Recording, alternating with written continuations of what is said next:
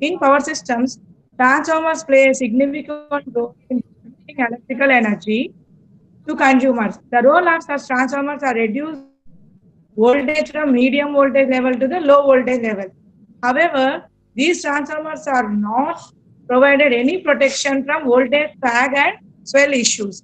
So there we need to provide some protecting devices to eradicate such problem. Okay, due to voltage swag, what happens actually if we have the voltage swag and swell? Power industries are facing very huge production problems.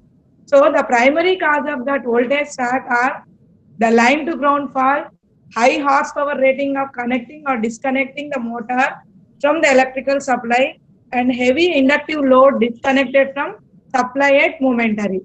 So the power quality issues are creating harmonics, which may be even or odd harmonics, and which are leads to the malfunctioning of electronic pieces of equipment. Since the switching types of equipment are on or off depends on the zero crossing or peak to peak values as well as peak values. Okay, so wherever fast and dynamic compensating is required at the place, STATCOMs has been used previously. And one more type of synchronous induction generator offers poor voltage regulations, which causes the poor oscillations.